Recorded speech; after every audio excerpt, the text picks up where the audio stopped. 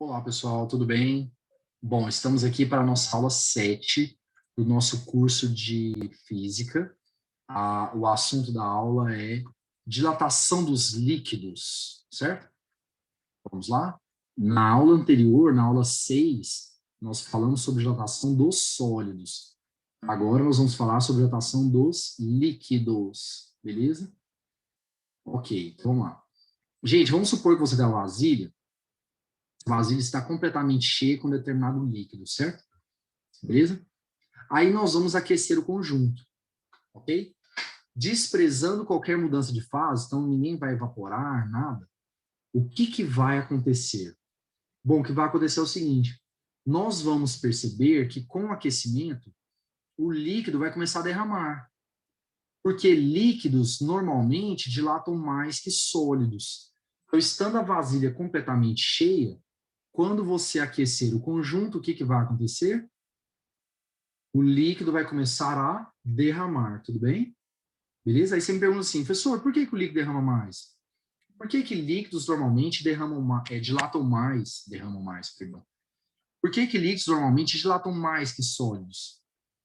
Os líquidos normalmente dilatam mais que sólidos, por quê?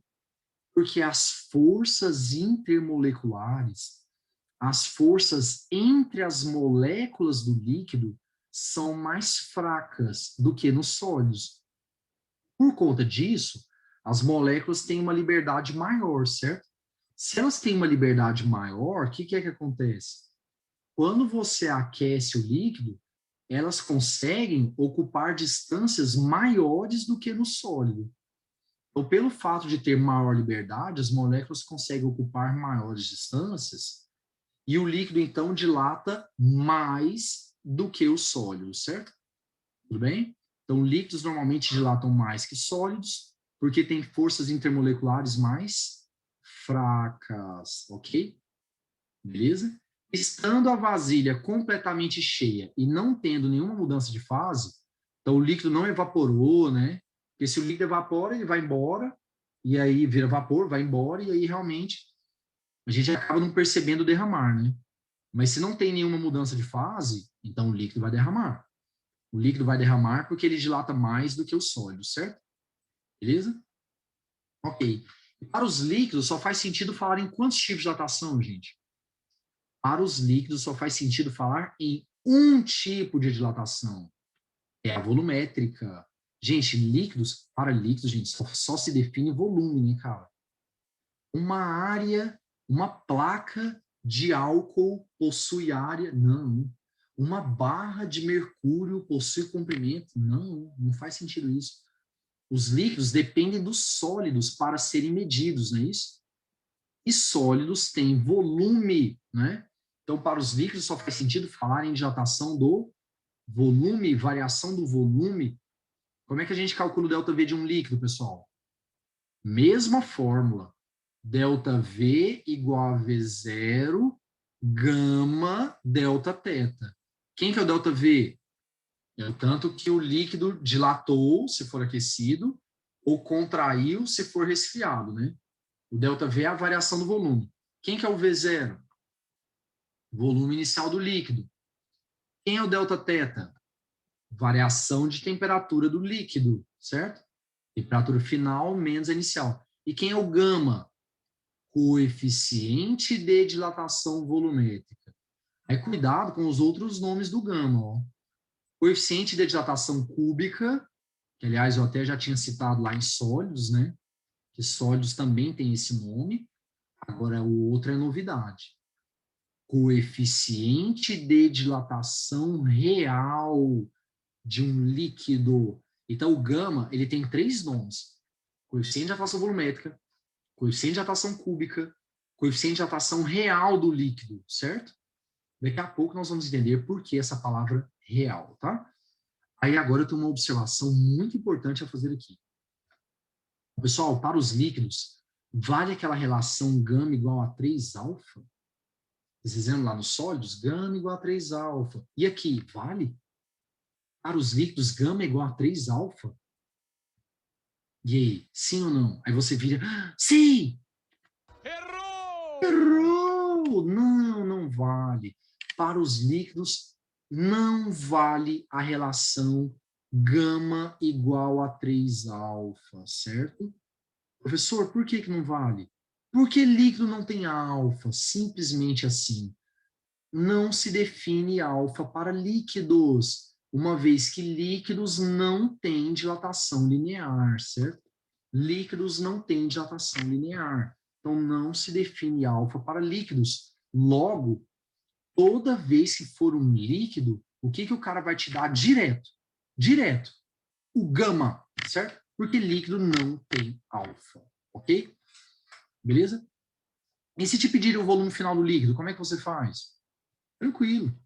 Volume final, da mesma forma que a gente viu lá em sólidos. O volume final, ele é o inicial mais a variação. O volume final é o inicial mais o que dilata ou o que contrai, né? Certo? Gente, no lugar do ΔV, o que eu posso colocar? V0 gama delta teta, né? Colocando o V0 em evidência, então vai ficar assim, ó. Volume final é igual ao inicial, que multiplica 1 mais gama delta teta, certo? 1 mais gama delta teta. Beleza? O volume final é o inicial que multiplica 1 mais coeficiente de dilatação volumétrica vezes a variação de temperatura. Você percebe que até agora não tem novidade, né?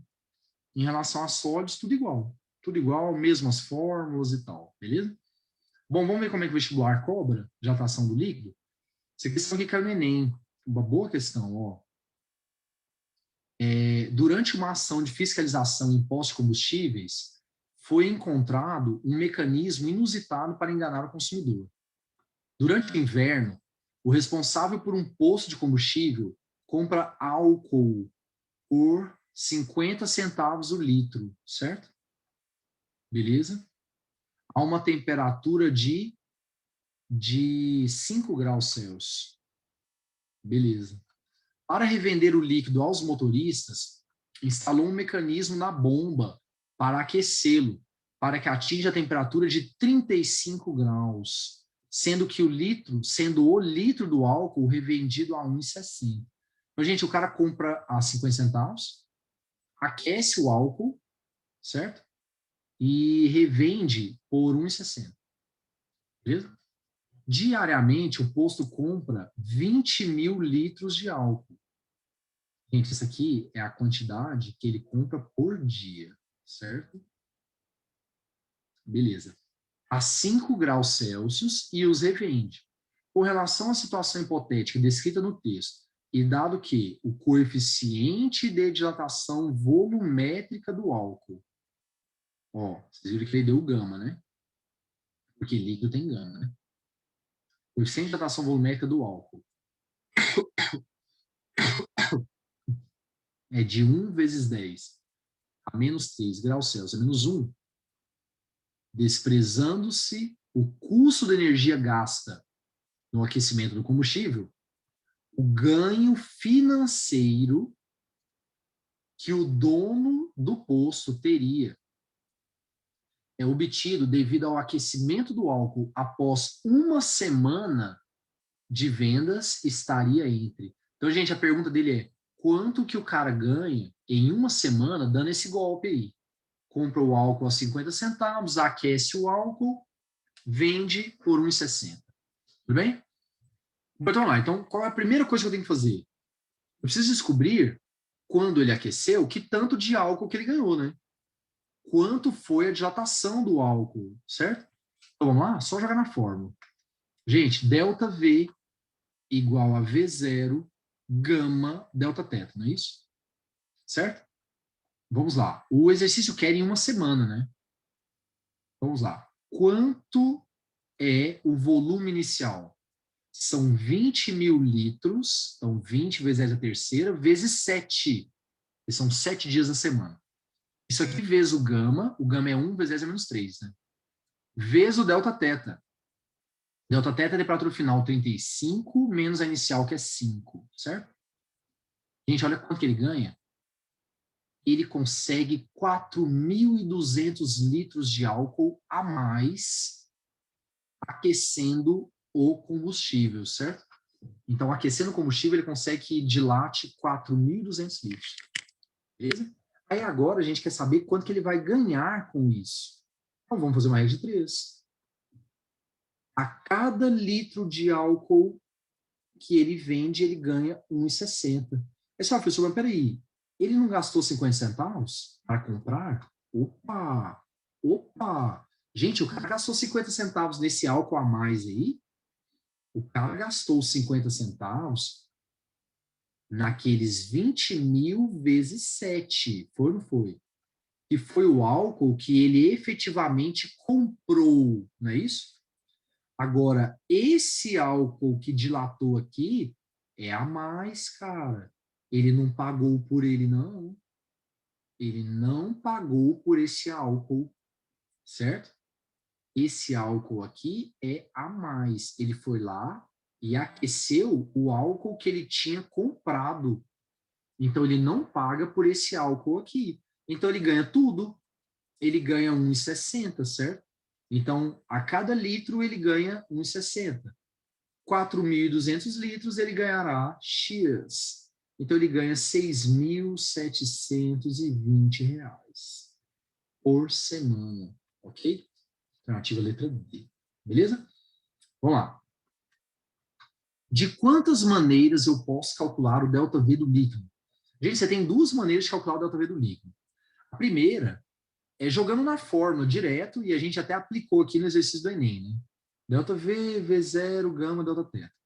Então, a primeira maneira é essa. Só ir lá, jogar na fórmula, beleza. Agora, tem uma outra maneira que vem da figura. Gente, se você observar a figura, o que você pode concluir?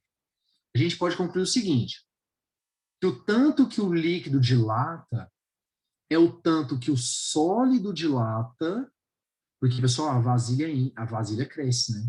E o líquido vai lá e enche a vasilha de novo, né? Então, o que o líquido dilata é o que o sólido dilata, porque o líquido vai preenchê-lo de novo, mais o que derrama. Mais o que derrama. Então, a gente pode falar o seguinte, que o ΔV do líquido, ele vai ser o ΔV do sólido mais o que derramou, em que o que derramou é conhecido como aparente, certo? O que derramou é conhecido como aparente, certo? Aí você pergunta assim, por que o que derrama é conhecido como aparente? É pelo seguinte, eu vejo o sólido crescendo, eu vejo a vasilha crescendo e o líquido ocupando a vasilha de novo? Não. A dilatação do sólido é desprezível. É ou não é? Então, eu não vejo o sólido crescendo, mas eu vejo o líquido derramando. Aí, eu sou levado a crer que o tanto que o líquido dilatou foi só o que derramou. Então, aparentemente, daí vem a palavra aparente. Aparentemente, a dilatação do líquido é só o que derrama. Mas não, está errado. A dilatação do líquido, ela é o que derrama, que eu vejo, mais a do sólido que eu não vejo. Essa é a dilatação real do líquido. Daí vem o nome lá, lembra? O gama, coeficiente de dilatação real, certo? Então, a dilatação real do líquido é o aparente, que é o que derrama, que é o que eu vejo, mais o do sólido, que eu não vejo. Tudo bem? E o ΔV aparente, gente, ele tem fórmula, viu? Se você quiser calcular o ΔV aparente, aquele tanto que derramou, ele tem fórmula. Ele é dado por volume inicial do líquido, gama aparente, delta teta. Aí você me pergunta assim, gama aparente? Quem é esse cara? Gama aparente? Quem é esse cara? O líquido tem dois gamas? O dele e o aparente? Não. O líquido só tem um, gente. Pessoal, o líquido só tem um gama. Qual gama? O dele. O líquido só tem um gama. É o dele. Aí você vai, o que seria esse gama aparente? O gama aparente é o gama que o líquido teria se eu levasse em conta apenas o que eu vejo. Então, por exemplo, gente, vamos supor que eu não soubesse a matéria eu não vejo sólido crescendo, então eu sou levado a crer que o tanto que o líquido dilatou foi o que derramou aqui, foi ou não foi? Foi, né? Se eu não soubesse a matéria, eu acharia que o que derramou é a dilatação do líquido, porque eu não consigo ver o sólido, então eu penso, o que derramou aqui foi o que o líquido dilatou, né? Se eu pegar o volume que derramou e jogar na fórmula do ΔV, o gama que eu encontrarei não é o verdadeiro. Não é o verdadeiro. Porque eu não usei a dilatação verdadeira. Eu usei apenas a que eu vi. Eu usei apenas a aparente. Então, obviamente, que o gama que eu vou encontrar aqui não é o gama verdadeiro. Aí ele foi chamado de gama aparente. Porque eu usei apenas a dilatação aparente. Certo? Por favor, o que é o gama aparente? O gama aparente, gente, é um gama falso. É o gama que o líquido teria, certo? É o gama que o líquido teria se eu levasse em conta apenas o que eu vejo. Então, gente, se eu me basear apenas no que eu vejo e considerar o que eu vejo como sendo ΔV, como sendo a variação do volume do líquido, então o gama que eu vou encontrar não é o verdadeiro. O gama que eu vou encontrar não é o verdadeiro, certo? Tudo bem? Aí a gente chama de gama aparente. Tá bom? Beleza? Então, por favor, a dilatação aparente, ela corresponde àquilo que nós vemos. O aparente é aquilo que eu vejo. Gente, eu vejo o líquido derramar? Sim, se a vasilha estiver cheia, né? Se a vasilha estiver cheia, não tiver evaporação e tal, ebulição, nada disso, o que a gente vai perceber? Que o líquido vai derramar, né? Então, o aparente é tudo que eu vejo. Se a vasilha estiver cheia, o que é que eu vejo? Derramando. Então, nesse caso, o aparente vai ser o que derrama, não é isso? Tudo bem? Então, se a vasilha estiver cheia, o aparente será o que derrama, porque o que derrama é o que eu vejo. O aparente é tudo aquilo que eu vejo. Agora, e se a vasilha não estiver cheia? Por exemplo, gente, eu tenho uma vasilha, eu botei 50 ml de líquido lá. Aí eu aqueci e o líquido agora marca 53. Quanto foi que variou o volume, gente? De 50 para 53, o volume variou 3 ml, certo? O volume variou 3 ml. Esse tanto que o volume variou, essa variação do volume de 3 ml, ela é a real ou ela é a aparente? Esses 3 ml aí, gente, que variaram. Aparente, cara. Porque é o que eu vejo, é o que eu vejo. Eu vejo essa mudança de 3, certo? Se eu quiser a dilatação verdadeira, o que eu tenho que fazer? Se eu quiser a dilatação verdadeira, eu tenho que pegar o que eu vejo, que é o tanto que sobe na marcação, e somar com a do sólido que eu não vejo. Que eu não vejo, ok? Tudo bem? Então, muito cuidado com isso, tá? Então, quem que é o aparente? O aparente é tudo aquilo que eu vejo. Se a vasilha não estiver cheia, se a vasilha não estiver cheia, é o tanto que muda na marcação da vasilha. Então, de 50 para 53, variou 3, né? Esses 3 equivalem ao aparente, certo? Tudo bem? E se a vasilha estiver cheia? Aí é o que derrama. Porque aí o que eu vejo é o derramado, não é isso? Certo? Bom, vamos lá. Substituindo naquela relação ali de cima, olha só o que vai dar, gente. ΔV do líquido. V0 do líquido, gama do líquido, delta teta, não é isso? Isso aqui vai ser igual ΔV do sólido, V0 do sólido, gama do sólido, delta teta. Lembrando que o gama do sólido é 3 alfa, né? O do líquido não, mas o do sólido é. Certo? Mais ΔV aparente, volume inicial do líquido, gama aparente, delta teta. É isso? Pessoal, posso cortar o delta teta? Sim. O líquido e o sólido são aquecidos conjuntamente, não é isso? Beleza? A temperatura deles varia juntinho. Posso cortar o V0? Opa! Gente, aqui é V0 do líquido e aqui é V0 do sólido. Ok. São caras diferentes, né? Mas mesmo assim eu vou cortar. Sabe por quê? Esse exemplo lá do nosso exemplo, a vasilha estava cheia, né? A vasilha estava cheia.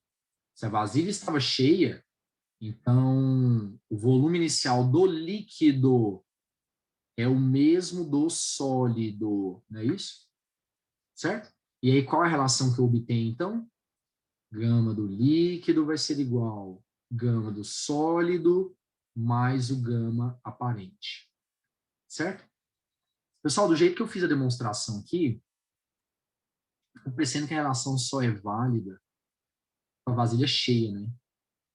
Entretanto, o livro Física Clássica, ele faz uma demonstração com a vasilha não cheia.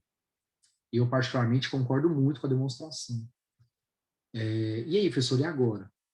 Vale para qual caso? Cheia, não cheia? O vestibular não entra na discussão. Toda vez que o vestibular pedir o gama aparente, porque essa relação aqui que eu encontrei é para achar o gama aparente, gente. É para achar o gama aparente. Ela não serve para mais nada. Toda vez que o vestibular pedir o gama aparente, ele vai botar vasilha cheia. Ele vai botar vasilha cheia para não ter problema.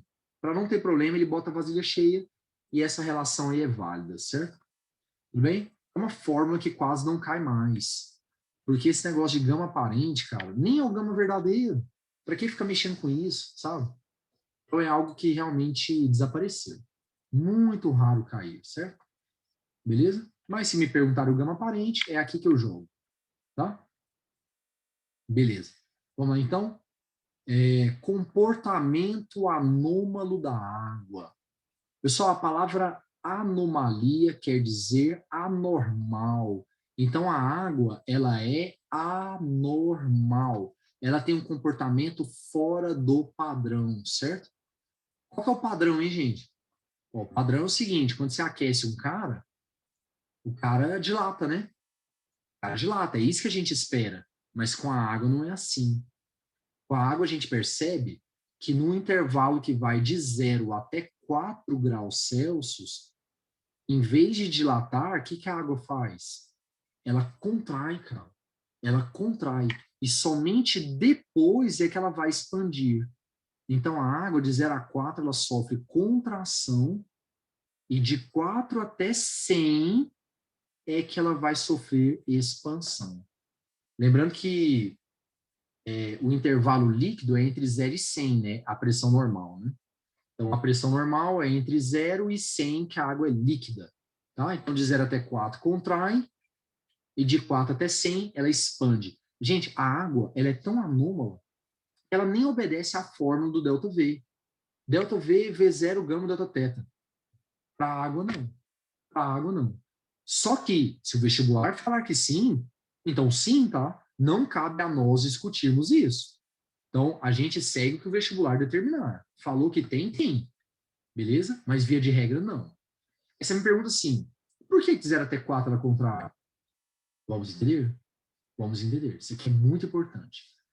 Pessoal, quando a água é gelo, quando a água está no estado sólido, ela forma o que nós chamamos de retículos cristalinos, ou reticulados cristalinos, ou cristais, certo? Cristais. Então, o gelo, ele forma cristais. O que quer dizer isso? O gelo, ele forma uma estrutura bem definida com suas moléculas. Então, as moléculas de água, quando está no estado sólido, né, elas se organizam de forma bem definida, criando um padrão que se repete ao longo de todo o cara. No caso do gelo, qual é o padrão? Pessoal, no caso do gelo é o seguinte, as moléculas de água, elas formam hexágonos, cara. Hexágonos, certo?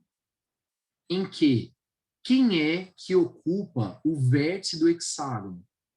É a molécula de água. Então, quando a água é gelo, ela encontra-se em hexágonos, certo?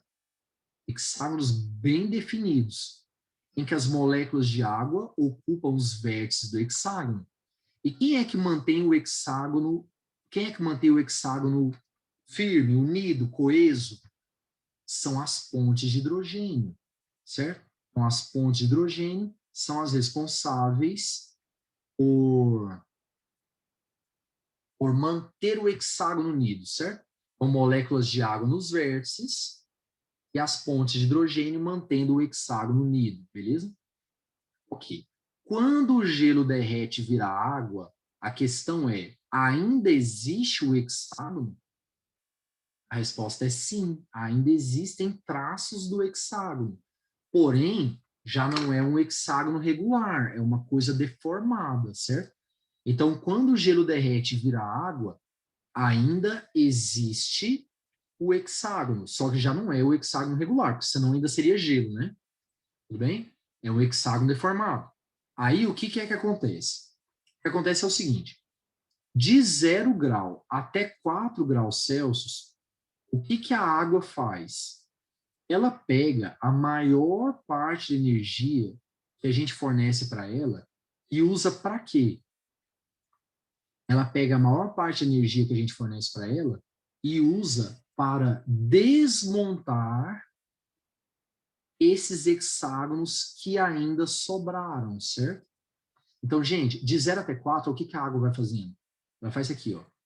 Corta aqui, corta aqui, corta aqui. Então, ela vai desmontando os hexágonos. Então, ela pega a maior parte da energia que eu dou para ela e usa não para aumentar a agitação, e sim para desmontar a estrutura hexagonal.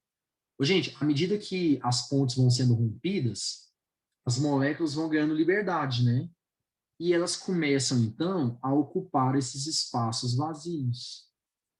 As moléculas de água começam a ocupar aqueles espaços vazios, ok? Tudo bem? Então, por que de 0 até 4 a água contrai?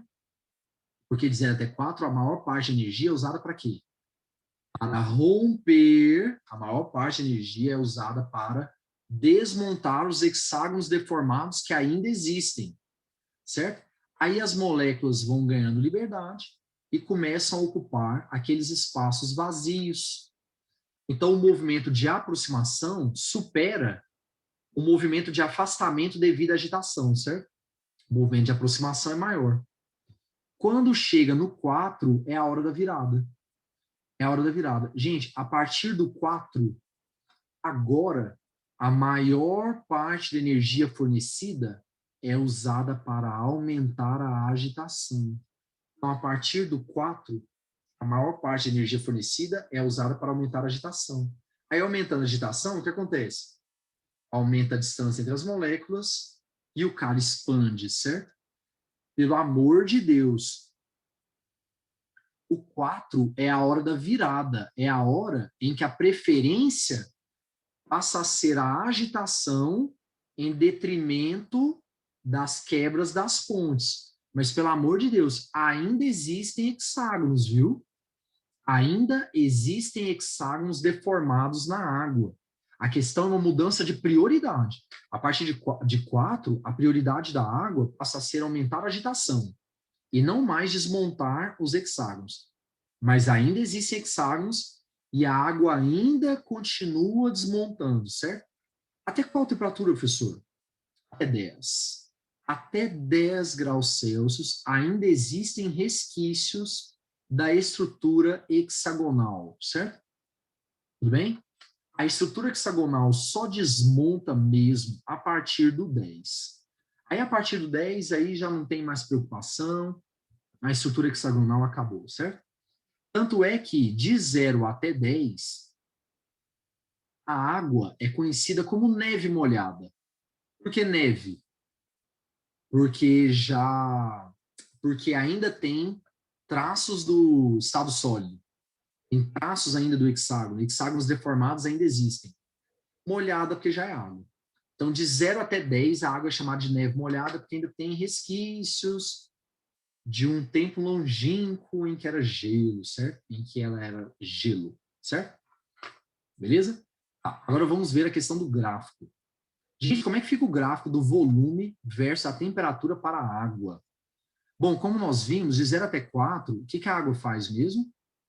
Ela contrai, né? Ela contrai. O que o volume de água faz? Diminui. O volume de água diminui de 0 até 4. Quando chega no 4, o volume de água atinge seu valor mínimo. Mínimo. certo? Reparem, gente, que essa curva aqui da água é uma coisa desconhecida, porque a água não obedece aquelas fórmulas que a gente conhece, né? Tudo bem? Beleza. E quando passa do 4, o que acontece? Aí a água expande, né? Quando passa do 4, aí sim a água expande, certo? Então, de 0 até 4 diminui, chegou no 4, atingiu o valor mínimo, passou do 4, expandiu, certo? E a densidade? Como é que fica o gráfico da densidade da água versus a temperatura? Bom, gente, então aqui é o seguinte, ó. De 0 até 4, o volume diminui, né? Mas a massa não muda, pelo amor de Deus, a massa não muda. Então, vamos lá, densidade é massa sobre volume. Se a massa é a mesma, quanto menor o volume, maior a densidade. Então, de 0 até 4, a densidade vai aumentar, certo? Porque o volume está diminuindo. Quando chegar em 4, a densidade terá atingido o seu valor máximo. Gente, qual que é o valor máximo da densidade da água? 1. 1 grama por centímetro cúbico, tá bom? Passou do 4, o que acontece agora? A gente passou do 4, agora o volume começa a aumentar, né? A água começa a expandir, né? Aumenta o volume, diminui a densidade, então a densidade da água vai caindo, beleza? Tá? Esse é o gráfico da densidade versus a temperatura, ok? Essa discussão que a gente fez sobre a densidade, ela é muito utilizada naquela discussão do congelamento de lagos, né? Então vamos lá, gente, isso aqui é importante, hein? Isso aqui é importante. Vamos lá, vamos supor que você está numa região muito fria e a temperatura lá fora, vamos supor que ela fosse de 4 graus Celsius, certo? Ô, gente, se a temperatura lá fora for de 4 graus, qual vai ser a temperatura da água ali na superfície? Ó, não congelou ainda, tá? Esquece esse negócio aqui, gelo. É água ainda, tá bom? Se a temperatura lá fora for de 4 graus Celsius, qual vai ser a temperatura da água aqui na superfície? 4 graus também, né? Ela está em contato com o meio, né? Então, a temperatura da água vai ser de 4 graus. Se você observar o gráfico lá, você vai ver que quando a temperatura for de 4 graus, a densidade da água é a maior de todas. Não é isso? Vale 1, né? E quem é mais denso vai para o fundo, gente, vai para o fundo, certo? Então, aquela água A4, ela é mais densa e vai para o fundo, beleza? E fica lá no fundo, ok? Beleza. Vamos supor que a temperatura lá fora caia para 1 grau. 1 grau. Gente, se a temperatura lá fora cair para 1 grau, qual vai ser a temperatura da água aqui na superfície, gente? 1 grau também, né? A temperatura da água aqui na superfície vai ser 1 grau também. Beleza? Ô, pessoal, água a 1 grau é mais ou menos densa que água a 4? Água a 1 grau é mais ou menos densa. Só olhar o gráfico.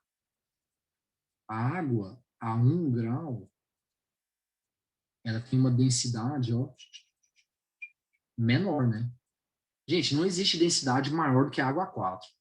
A água a 4 é a mais densa de todas. Então, água a 1 grau, ela é menos densa. E quem é menos denso fica aqui em cima. Então, essa água de 1 grau vai ficar aqui em cima. Não sai, não. Certo? E a água A4 fica lá no fundo, do jeito que ela estava. Que ela é a mais densa de todas. Certo? E líquido é mau condutor de calor, né? Então, é muito difícil para o líquido entrar em equilíbrio. Certo? Demora para o líquido entrar em equilíbrio. Então, fica a água A4 lá embaixo, a água A1 lá em cima. Aí vamos supor que a temperatura lá fora caia para 0. Gente, se a temperatura lá fora cair para 0, 0 é a temperatura de solidificação da água, né? Então, o que vai acontecer aqui na superfície? Será formada uma crosta de gelo, certo? Então, aqui na superfície será formada uma crosta de gelo. A água vai congelar, beleza? Então, pessoal, devido ao comportamento anômalo da água, o que é que a gente percebe? A água congela na superfície primeiro, tudo bem? Na superfície. Obviamente, quanto mais rigoroso for o inverno, maior vai ser a espessura desse gelo, né? Então, esse gelo vai aumentando a sua espessura ao longo do tempo. Mas para congelar o lago inteiro, não. Não, isso demandaria muita energia cedida.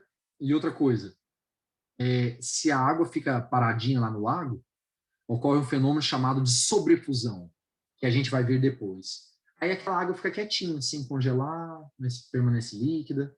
Mas depois nós vamos estudar isso, tá? Não se preocupe com isso agora.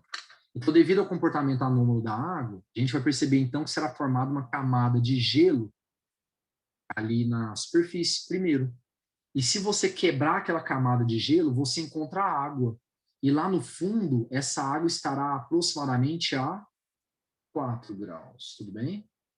Beleza? Então, lá no fundo, quebrando o gelo, eu encontro água. E lá no fundo, essa água estará aproximadamente 4 graus. E vou falar um negócio para vocês. O gelo é um ótimo isolante. Ele é um ótimo isolante. Ele ajuda a proteger o frio lá de fora. Vamos supor que lá fora estivesse -5 agora. Então, ele ajuda a proteger a água quente aqui de dentro do frio lá de fora, certo? Tudo bem? Então, o gelo é um ótimo isolante e ajuda a proteger aquela água, certo? Tudo bem? Pessoal, eu peguei umas cenas aqui para vocês verem congelamento de lagos, cara.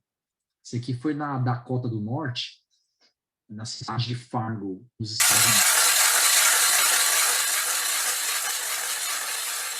Olha o tanto que o gelo é espesso. Mas, como a gente viu, vai chegar uma hora que eu vou furar a camada de gelo e vou encontrar água. Ó. Água, tá vendo? Água. E lá no fundo há aproximadamente 4 graus, certo? Outro exemplo. Pessoal, o cara nadando, cara. Gente do céu, como é que aguenta, cara? Meu pai do céu. Não, e o desespero de você estar aí dentro. Tá. Voltou. Você desça, você não acha um buraco de saída. Nossa Senhora.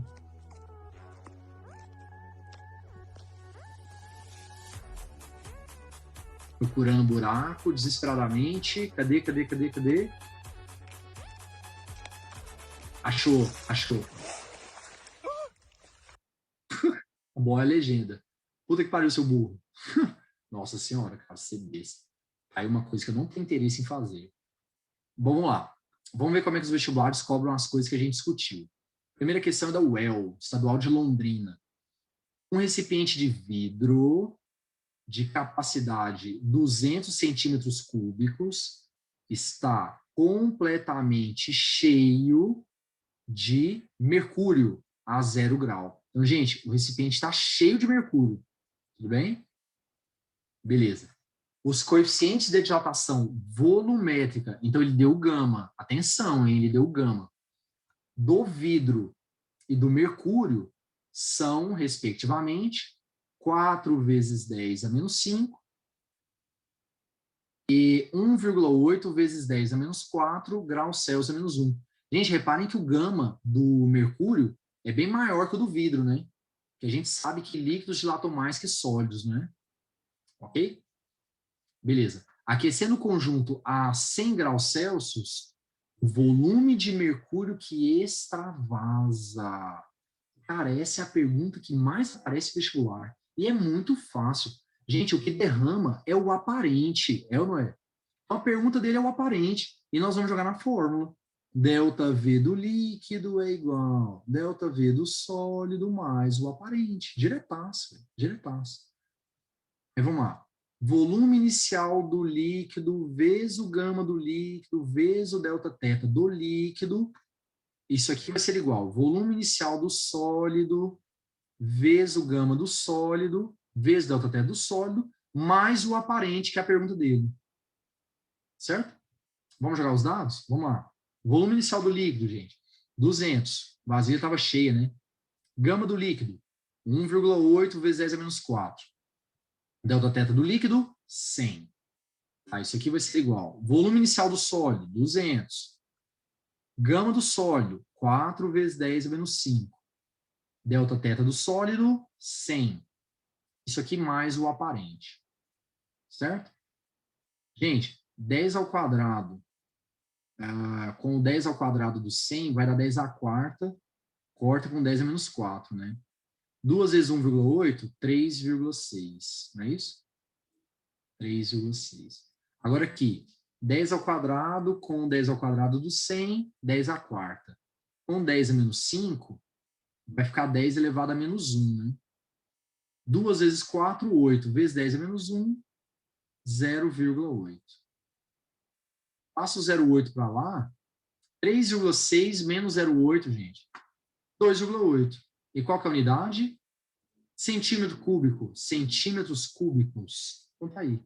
Letra E. E aí, professor? E aí?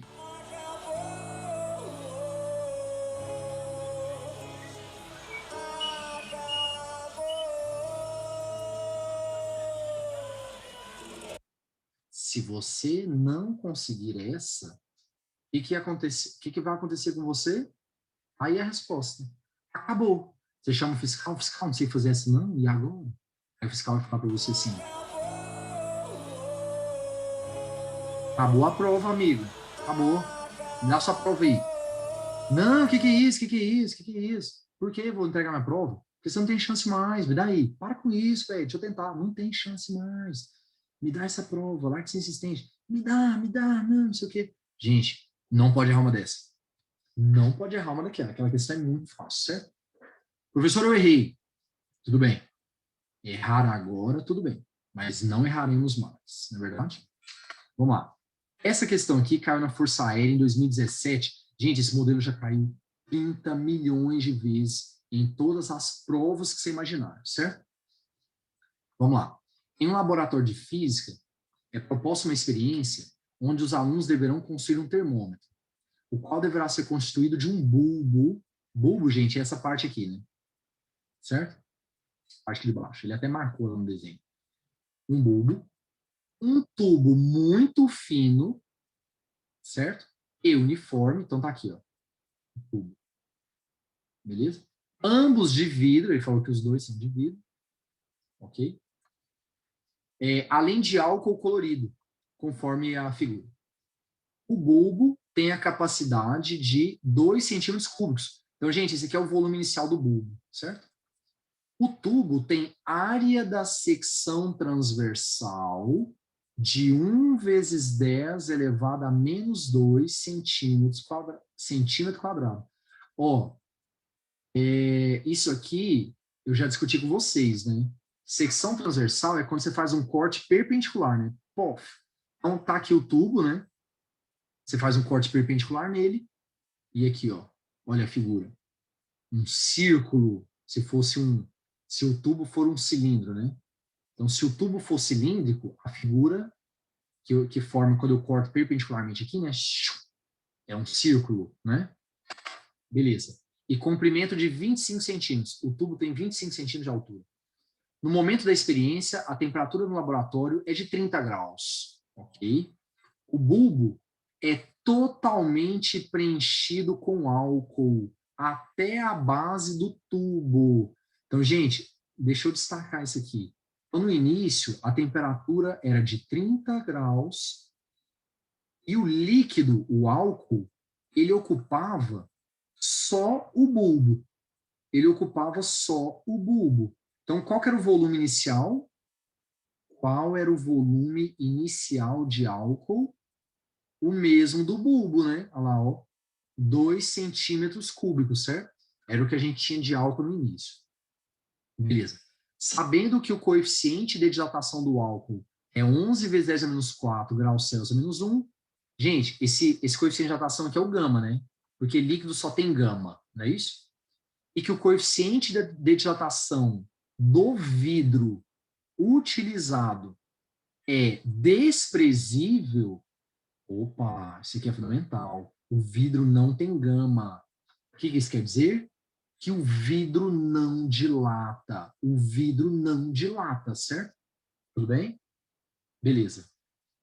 A altura H em centímetros atingida pelo líquido no tubo quando o termômetro for utilizado em um experimento a 80 graus é. Então, vamos lá, vamos entender? Pessoal, quando você aquece, o álcool dilata, né? Aí o álcool vai lá e sobe pelo tubo até uma certa altura H, certo? A pergunta dele é o H, ok? Vocês se lembram da teoria? Esse tanto que eu vejo o líquido subir, eu acabei de falar a palavra-chave, vejo. Esse tanto que o líquido sobe é o que eu vejo, é ou não é? Esse cara é o aparente, não é isso? Esse cara é o aparente. Então, por favor, gente, aquele tanto que o líquido sobe é o aparente, não é isso? Só que nesse caso, o sólido não dilata. Ele falou, gente, que o sólido não dilata. Se o sólido não dilata, então o aparente é igual à própria dilatação do líquido, não é isso? Então a dilatação aparente corresponderá, nesse caso, à dilatação real do líquido, certo? Então, por favor, gente, por favor, não se esqueçam. Aquilo que eu vejo é o aparente. O que foi que eu vi ali? O líquido subindo, né? Então, aquele tanto que ele sobe é o aparente. Só que, nesse caso, o aparente é igual à dilatação verdadeira do líquido, porque o sólido não dilata. Então, eu posso falar que o ΔV aparente vai ser igual volume inicial do líquido, gama do líquido, ΔT. Beleza? Cara, como é que eu calculo aquele aparente ali? Gente, o aparente é o tanto que sobe, né? Como é que eu calculo aquele volume que subiu? Área da base vezes a altura. Então, vai ficar assim, área da base vezes a altura, que foi aquele volume que subiu, né? Vai ser V0 gama delta teta. Vamos jogar os dados? Quanto que é a área da base, lá do tubo? É a área do círculo lá, né? Da secção transversal, não é isso? 1 vezes 10 a menos 2. Isso aqui vezes o H, né? Que é o que eu quero. Isso aqui vai ser igual. Volume inicial, 2. Gente, as unidades estão batendo, né? Tá tudo em centímetros, centímetros quadrados, centímetros cúbicos, tá tudo ok. Gama, quanto que é o gama do líquido? 11 vezes 10 a menos 4. Isso aqui vezes o delta teta. Temperatura final 80, menos a inicial, que é 30. Deu 50, não é isso? Gente, 10 a menos 2 com 10 a menos 4 vai dar 10 a menos 2, né? 2 vezes 50, 100. Aí você corta o 100 com 10 a menos 2. Então deu 11. Diretaço. Conta bem simples. Cortou todo mundo. O H deu 11. Letra B. Aí olha só. B de quê? B de bolsa. Lembra do Bolsa? Lá do Hermes e Renato? Luiz Bolsa. O filho de vó. Olha lá, ó. Olha o filho de vó. Eu também sou filho de vó. Com muito orgulho, sou filho de vó. Mas não nesse nível aí do Bolsa. Mas eu fui criado pela minha avó. Olha lá o cara. Pô, minha avó, meu. Minha avó, meu. Modelinha legal, puta guerreira, meu. Sempre me dando maior apoio, cuidando de mim, meu. Olha, eu assumo mesmo, meu. Eu sou filho de vó com orgulho. Eu sou filho de vó com orgulho. Minha avó me dando comida na boca, até imagino. Vamos lá. Questão da PUC do Paraná, 2017. Minha avó não era dessas, não. Comida na boca, nossa senhora. Vamos lá. Considere um recipiente de vidro, certo? Com um certo volume de mercúrio. Beleza. Ambos em equilíbrio térmico numa dada temperatura θ0. Gente, o que é equilíbrio térmico mesmo? Mesma temperatura. Então, quer dizer que o vidro e o mercúrio tinham a mesma temperatura no início. Beleza?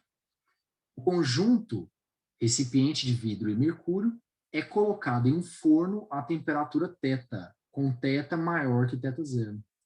Então, gente, ele aquece o conjunto, né? Ele aquece tanto o vidro quanto o mercúrio. Sejam os coeficientes de dilatação volumétrica do vidro e do mercúrio iguais a... Aí ele deu aqui, gente. 1,2 vezes 10 a menos 5, 1,8 vezes 10 a menos 4. Então, ele deu os gamas, né? Os gamas do vidro e do mercúrio. Beleza. Quantas vezes o volume do recipiente deve ser maior que o volume inicial de mercúrio, para que o volume vazio do recipiente permaneça constante a qualquer temperatura? Então, gente, quantas vezes o volume do recipiente tem que ser maior que o volume inicial do líquido para que, aí o que é que ele quer? O volume vazio permaneça constante. Vamos entender isso? Pessoal, vamos inventar um exemplo. Vasilha de 1 litro, cara. E aí, vamos supor que o mercúrio marcasse 100 ml.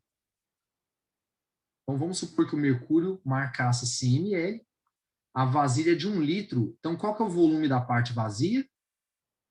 O volume vazio é de 900 ml. O que o exercício falou? Que você vai aquecer o conjunto e o volume vazio vai continuar igual. O volume vazio vai continuar 900. O que isso quer dizer? Que o líquido não pode subir, porque, gente, se o líquido dilatar e subir, se o líquido subir, aliás, o volume da parte vazia diminui, né? O líquido não pode descer, porque se o líquido descer, o volume da parte vazia aumenta. E, obviamente, o líquido não derrama, né? Porque o líquido não salta, não é isso? Então, a minha pergunta é, eu vi alguma mudança? Eu percebi alguma mudança? O líquido não pode subir, porque senão o volume da parte vazia diminui. O líquido não pode descer, porque senão o volume da parte vazia aumenta. O líquido não derrama, lógico, ele não salta. Então, a olho nu, eu vi alguma coisa? Não vi. Eu não vi nada. Para mim, quando eu olho, está tudo igual. É ou não é verdade? Então, conclusão, aparente igual a zero. Essa é a grande sacada do exercício. Pessoal, se o volume da parte vazia não muda, isso quer dizer que, se o volume da parte vazia não muda, isso quer dizer que você não vê mudança nenhuma. Você não vê o líquido subir, você não vê o líquido descer, o líquido não pula. Então não tem aparente, porque o aparente é o que eu vejo, é ou não é verdade? O aparente é o que eu vejo, certo? Então, beleza. Então, vamos lá. ΔV do líquido é igual a ΔV do sólido mais o aparente. Quanto que é o aparente nesse caso? Zero. Então, o ΔV do líquido é igual ao do sólido. Gente, é aí que tá a sacada. Por que o volume da parte vazia não muda? Por que o volume da parte vazia não muda? Porque tudo que o sólido dilata, o líquido dilata a mesma coisa. Então, fica tudo como era antes. Você não vê mudança. Você não vê mudança porque tudo que o sólido mexe, o líquido mexe igual. E mantém tudo como era antes, ok? Então, vamos lá. ΔV do líquido, gente. Volume inicial do líquido, gama do líquido, Δθ. Isso aqui vai ser igual. ΔV do sólido, gente. Volume inicial do sólido, gama do sólido, Δθ do sólido. Certo? Vamos lá. Volume inicial de mercúrio. Não sei. Gama do mercúrio. 1,8 vezes 10 a menos 4. O Δθ cortou, né? Porque o conjunto, ele foi aquecido, eu acabei de entregar, né? Conjunto. Eles foram aquecidos juntos, não é isso? O Δθ dos dois é o mesmo, vai cortar. Ah, isso aqui vai ser igual. Volume inicial do vidro. Sei não. Vezes o gama do vidro. 1,2 vezes 10 a menos 5. Ok? Beleza. Gente, se você simplificar por 0,6, fica 3 e 2, né? Simplifica por 10 a menos 4, 1 e 10 a menos 1, né? 10 a menos 1 ele passa dividindo, quando ele sobe, fica 10. Então esse aqui vai ficar 30, passo 2 dividindo, né? 30 por 2. Então, conclusão, o volume inicial do vidro tem que ser 15 vezes o volume inicial do mercúrio. Ok? Então, o vidro tem que ter um volume 15 vezes maior do que o volume inicial de mercúrio, para que tudo que o vidro dilate, o mercúrio dilata a mesma coisa. Alternativa letra E, olha só. Exame. É de exame. Tudo bem? Então é isso, gente. Muito obrigado, espero que tenham gostado e até a nossa próxima aula. Tchau, tchau, tchau.